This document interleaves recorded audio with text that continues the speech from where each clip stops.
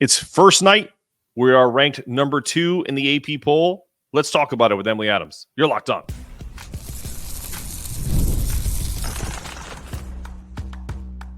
You are Locked On UConn, your daily podcast on the UConn Huskies, part of the Locked On Podcast Network, your team every day. Thanks for making Locked On UConn your first listen every day. We are free and available wherever you get your podcasts and on YouTube, part of the Locked On Podcast Network, your team every day. Before we dive into today's show, I'd like to take a quick moment to ask for a small favor. If you're enjoying the content and you're subscribed to the channel, go find the audio version. Subscribe to the audio. It really helps the show grow. And if you aren't subscribed, do it now. Click that button on the bottom of your screen. Every subscription, every follow, download not only helps build our UConn community, but it also generates more revenue for UConn NIL and their initiatives there. But also, and more near and dear to my heart, I love giving money to NIL, but we're donating 10% of our revenue with a new partner, the Husky Ticket Project. They just bought 814 tickets this week to the Wake Forest UConn game. It's the most in their history. So I'm glad that I'm getting into this and happy to help send kids to games and make a real difference in underserved communities. So thank you for being a part of this journey with me and for making Locked On UConn your first listen every day. Today's episode is brought to you by FanDuel. Place your first $5 bet and you get started with $200 in bonus bets guaranteed. Visit FanDuel.com to get started. Okay, let's bring in our guest of honor. Every Friday, we bring in Emily Adams of the Hartford Courant. Emily, I hope you're doing well. My first question to you is, we come in ranked preseason number 2. I did a whole show about it, about how I thought it was pretty fair. But as far as UConn's expectations heading into the season, they still remain the same. You know, this team is too talented to not be in the mix for a national championship. Like I've asked you before, are the expectations more or less fair than they used to be, considering the drought of a title, or are they around about the same? Yeah, I think until Gino retires, they're a top 5 team pretty much every year. As long as you're bringing in top 5 recruiting classes every year, you know, as long as you're returning a superstar every year, which UConn usually is, I think that sort of is going to be the expectation. You know, this is a year where I think there's a lot of parity in that sort of middle tier. You know, it was real. I am an AP voter for the women's basketball poll, and it was really, really hard to do everything after the top 10, you know, especially once you start to get into that like 18, 19, 20 range and below. I mean, there's just so many teams that are kind of in the mix, but not quite in that upper echelon. But that elite tier was not really super hard for me to rank. Honestly, I think, you know, it's very clear this year who the big contenders are, who the superstars are. And I think UConn is always going to be at the center of that. Let me ask you a question about the way UConn started their kind of elite status, right? Where they were chasing the big bad wolf in Tennessee. And they created, you know, a lexicon of now UConn's likely, arguably the greatest women's basketball program of all time. I don't think there's a doubt on that, but we'll say arguably for show's sake. Now you have another kind of Goliath in front of you with South Carolina. What do you think about kind of the almost returning back to the chase, that being the hunter versus the hunted? Like, do you think that's part of what Paige and her team are looking forward to this season? Because UConn, for years, everyone was coming after them, and now it's South Carolina is undeniably the number 1 team in the country. Yeah, it was a big narrative we talked about like during the tournament last year, you know, because they came in as a 3 seed. It was the lowest they'd been seeded since, I think, 2005. Sure. So it was sort of the first time that they hadn't come in as a favorite to make the Final Four. You know, you're the 3 seed. You're not even really a favorite to get out of the Elite 8 necessarily. Obviously they did, because they're UConn, and I think, you know, they were a favorite sort of to make the Final Four in the general zeitgeist, because people see the name UConn, especially when you're talking about March Madness and you're getting, you know, so much casual fan attention. The expectation is that UConn make it sit, just like the expectation on the men's side is that North Carolina makes it and that Kentucky makes it, even when those aren't, you know, realistic expectations necessarily. But yeah, I think for UConn, it's now, they're always going to be hunted because of the brand. You know, I think that doesn't go away. I think even when you look at a Tennessee, Tennessee has not been remotely what it used to be in the last 10 years. But I think, in the SEC, coming from that world, people still view Tennessee as kind of a big dog. Tennessee still getting votes in the AP poll, even with a brand new head coach and a very unproven roster, because it's Tennessee. And I think in women's basketball, because the history, isn't as deep as the men's, and there hasn't been as much sort of changing of the guard and changing of eras, that sort of those original teams that sort of built the sport are always going to have a little bit of that shine, I think. Yeah, I agree. Well, let's get into something more fun. There's first night tonight. The men and women are both going to be involved. Didn't it used to be called this is how old I am. Didn't it be called Midnight Madness? Didn't we call it that back in the day? And now it's got. I couldn't tell you.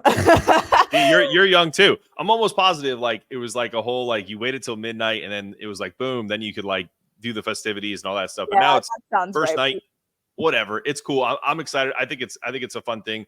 If you're not local, you can check it out on UConn Plus and see what's going on. Are you going to that or not? I am. Yeah, I'll be up there. Excited. It'll be my first one. I wasn't here. Cool. At the beginning of the season last year. So yeah, I'm excited to see it. That's cool. Yeah, we'll get your reaction of that next week. But I'm curious to see the scrimmages, and we'll talk about that later with starters and rotation. But the things that I would love for you to kind of look for us is, because I'm so curious about this, is how much Paige is on the ball and off. Is it kind of 90-10? Is it 80-20? And kind of who else is going to kind of take the mantle? It's a little tougher to see in a scrimmage, but they're going to play. So I'm curious to see what that looks like.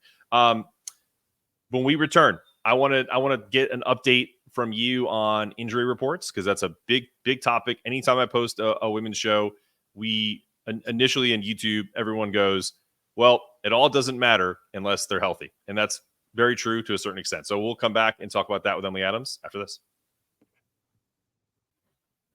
Hey guys, we all know that sometimes intimate moments don't always go as planned, and that's okay. But when it comes to your confidence in the bedroom, there's a solution. Hims is here to help you tackle those tough moments with ease, offering access to personalized ED treatments right from the comfort of your home. Hims is a range of doctor-trusted treatments, including chewable options and generics that are up to 95% cheaper than the brand name Viagra and Cialis.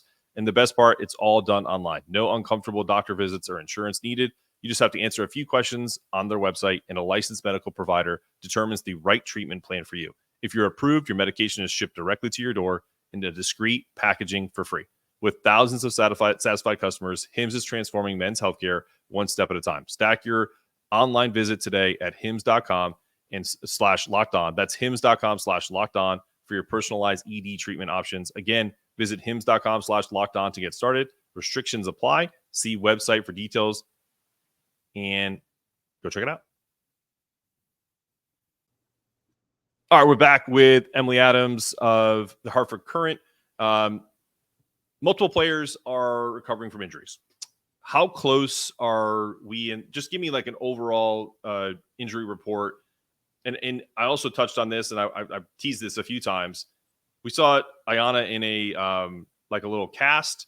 Can you just the women we know are kind of recovering, and Ayanna kind of give us an update on those four essentially. Yeah, so Yana was one of the ones who was already recovering and now is potentially recovering again. I'm hoping we'll get an update, a definitive update on that tonight. But yeah, it looked like she was in a pretty hefty looking sling situation. It seemed like something, arm, something upper body. Sure. She's also recovering from having patellar tendonitis surgery last December. But she was pretty far along last time we had availability with them. Gina was feeling pretty good about her progression, her just sort of fitness generally. And same thing for Jana Al-Alfi, who's coming back from blowing her Achilles tendon last June, I believe that was.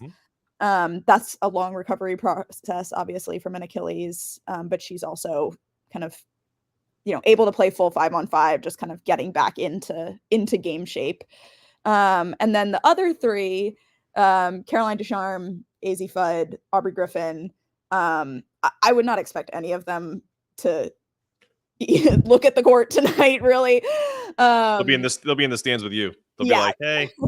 Aubrey is less well under a year removed from Yep. her ACL, so she, we don't really even need to talk about her for a while. She is still a long way away from actually playing again. AZ, again, Gino said won't be playing 5-on-5 for a while. I think we might start to see her towards the end of non-conference play. Okay. Probably not too much in November would be my guess. And then Caroline is very much just sort of a day-by-day sort of situation. Obviously, when you're dealing with head injuries, neck injuries, back injuries, it's all sort of tough to measure. So, the latest on her was that she's kind of doing what she can and they're seeing how it feels and kind of trying to gauge what her limits are at this point. But, she's posted that she's been in the gym, she's been practicing. She had one of those little like concussion headbands type things when we saw them practice a couple weeks back. So hopefully we'll see her at some point this year. But I think, it's very much sort of a touch and go with her, just sort of seeing where she's at day to day. That's too bad. I hope all of them recover, but in particular with head and neck injuries, you just hope that, the caution is there. And I know that there is, it's just, that's just a tough pill to swallow. I know she wants to get back on the court.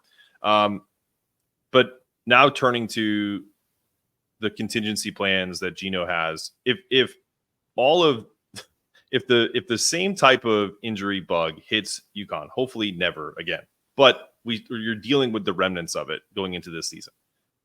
Where do you see the biggest gaps in this team presently constructed that they're going to need to find out about their team in this first 5-game stretch of the season going into non-conference and then heading into conference?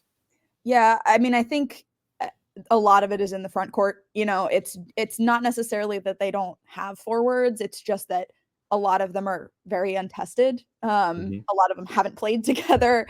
You look at, Jana and Sarah Strong, who are both, have been talked about really highly, who, seems really optimistic about, but we've never seen either of them play a college game, and there is inevitably growing pains with that. We saw it with KK Arnold and Ashlyn Shade last year.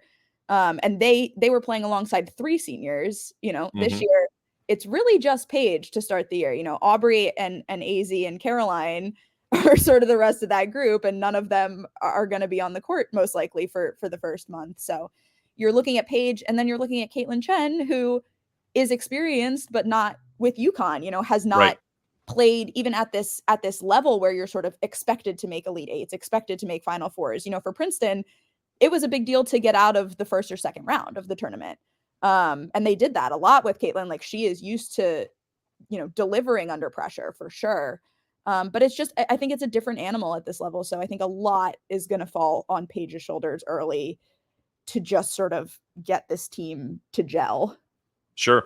No, it's a great point. We're going to pivot a little bit because we know you're covering the W, and the WNBA finals is ongoing. And I found this on your Twitter account. It said, and this isn't old. This is pretty new. This should be refreshing your memory.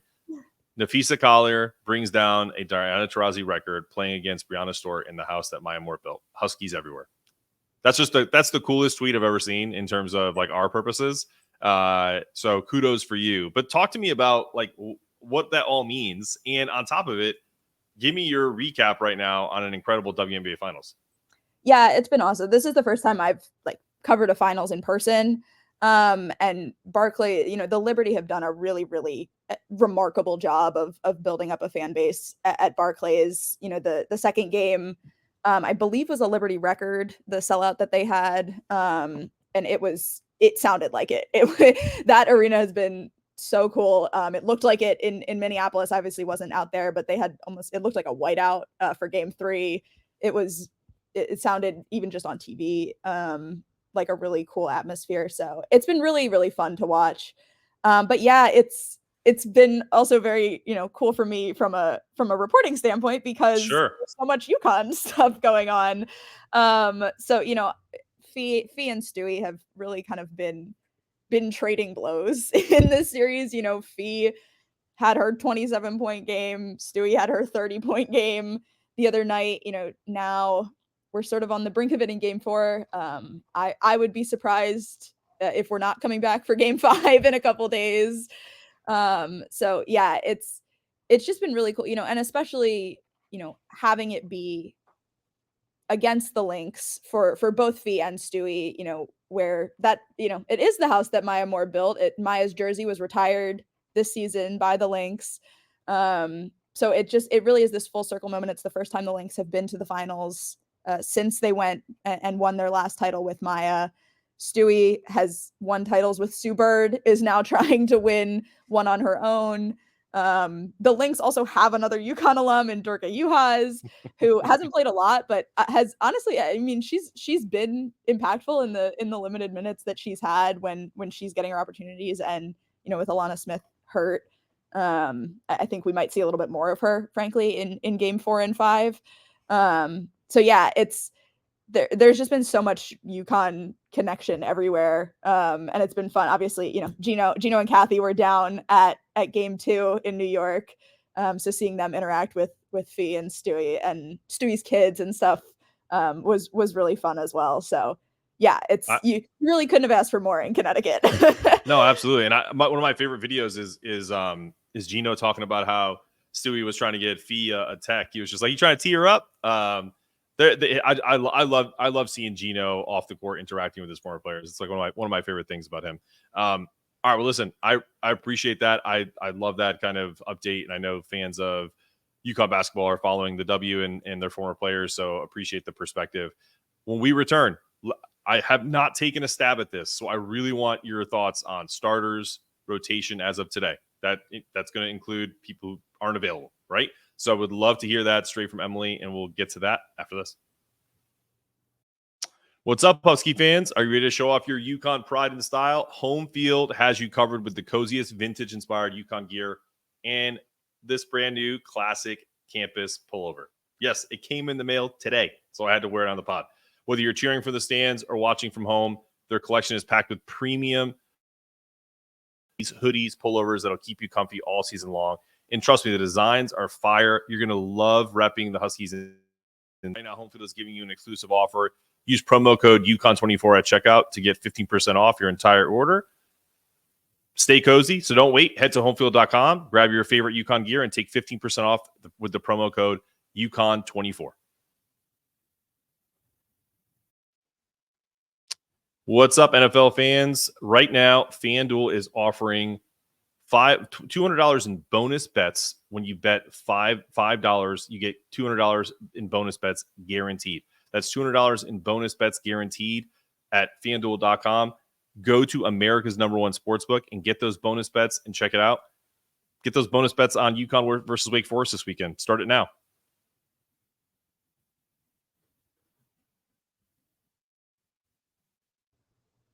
We're back on Locked On UConn with Emily Adams, the Hartford Courant. Emily, the last podcast I did, I started to touch the subject of starters and rotation, but I held off because I said to the audience, I think on Wednesday, I'm going to wait till Emily comes on Friday because I want to hear an insider that is there every day to get an idea of what her thoughts are before I even formulate an opinion on what this rotation is going to be. Because when I look at it, there's a lot of options, but I want to get your thoughts on what you think, first off, the starting rotation is today. Yeah, well, today I think is going to be very interesting just because it's, I don't know how they're going to mix the teams per se. I don't know if we're going to get, starters versus backups. I assume it's going to be more of a sort of mixture as they sort of scrimmage inter squad. And I also am not sure, depending if, Morgan Shelley has been coming back from a minor hamstring issue. And so if Patterson isn't playing, I'm not 100% sure the women have 10 healthy players that they're going to want to put out there. So a little bit, I'm not sure if they'll be able to field a full 5-on-5 of just their actual roster.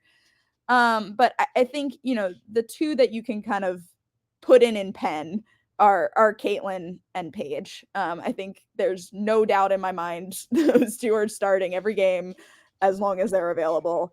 I think, having those two on the floor as ball handlers is something we're going to see a lot, kind of alternating between the two of them. And then, I think the rest of the pieces are going to be what fits the best around those two. My best projection, I think we probably do see Sarah Strong if she keeps coming along the way it seems like she is. What Gino had said last time we spoke was that she had been very tentative for the first few days of practice, and then sort of something started to unlock. And so I think tonight, kind of with the lights, with the crowd, will be very telling of, obviously not with a real opponent, but if she can kind of look like the best version of herself, and look ready for that. And then I think, Ice Brady and Jana Al-Alfi are kind of going to be an interesting question, as we saw Ice take some center reps when they had open practice. We saw Sarah take some center reps. So I think it depends a little bit where Jana is. But you want 6'5" that can shoot threes on the floor if you can have it. I think as long as she's healthy, that's a player you want in your opening lineup just as a tone setter. And UConn hasn't had that kind of size really since Olivia Nelson-Adota graduated. And Jana is, Olivia was a lot sort of longer and more agile. Jana is much sort of physically stronger and able to kind of be a controlling post presence. And then, I think, there's a real fight with some of the guards too, between KK and Ashlyn, obviously. But I think, Ali Ziebel and Morgan are in that mix as well. Just in terms of sort of what kind of an adjustment they can make and how quickly they can establish themselves. But early in the year, I think KK and Ashlyn will probably see a lot of, because they've played with Paige more than anybody else has at this point. So when you're looking for chemistry, I think that's going to be really, really helpful to have at least one of them out there. So if I'm listening to you correctly, the starting five could be Caitlin Paige, Sarah, Jana, and Ice would be the likely five, or do you think they go smaller and throw KK or Ashlyn in over Ice? And I'm just curious, like, because I know you're saying Caitlin and Paige are like in Penn, so you think that those would be the two guards. Like, and I know this is a little bit positionless now in college basketball, so you can kind of go anywhere. But that's kind of what I'm curious on. Do they take Ice out of that starting lineup and do Sarah and then maybe either an Ashlyn or a KK as a starter with Jana? Is that a possibility? Yeah, I think it's definitely. I think the question for me is whether it's a combination of. It's some combination of Ice, Sarah, Ashlyn, and KK. Fill those last two spots around. Okay. If Jana is good to healthy go center, I think she starts. So I think I think that's going to be matchup dependent in a lot of situations, especially early on. We saw them play with the lineup once injuries happened last year. So I think that's not something that Gino is sort of afraid to do. And especially with this roster being as sort of new and inexperienced as it is right now. But I feel like early on it would be helpful to have one of Ashlyn or KK in there. But I mean, based on what I've heard about Ice's offseason, they're very happy with how she's come in and what she's been looking like early on. So, again, having a little bit more size is really helpful in the college game a lot of times, just because not a lot of teams have a lot of it. And those elite teams do have it, and you have to be able to match that. So, I think those are the real kind of that's where the decisions are going to have to be made.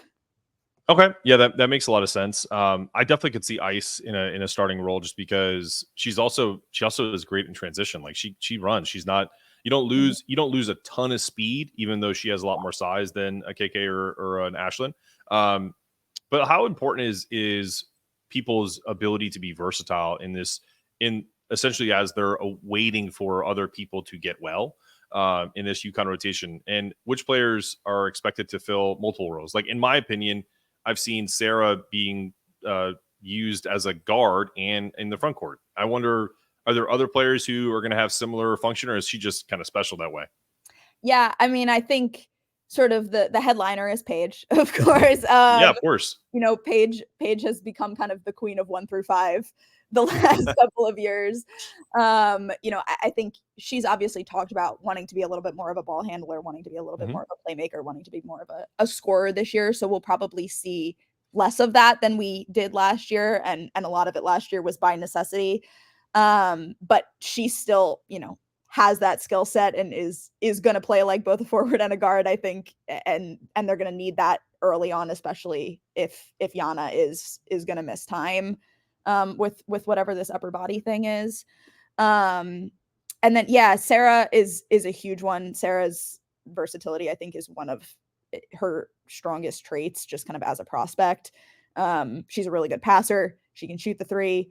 She can be a post presence. She can rebound. I mean, there's not anything that she does poorly, I think, at this point, other than just sort of being young and not necessarily having the same, read on the game at this stage. But, everything you've heard is that she's an incredibly high IQ player too.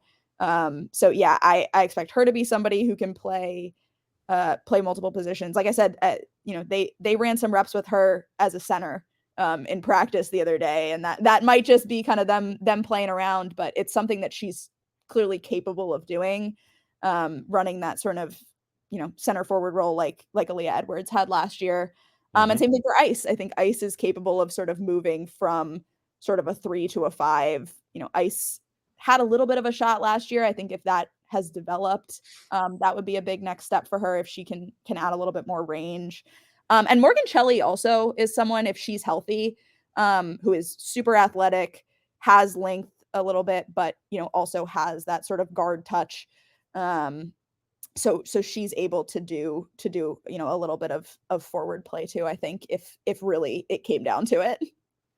Yeah, no, I think the entire freshman class are incredibly versatile. One of the things I talked about on one of my last shows is if you look at their stats as high school players, they all could score. They all have big rebounding numbers, most notably Sarah with 17 a game, which is crazy.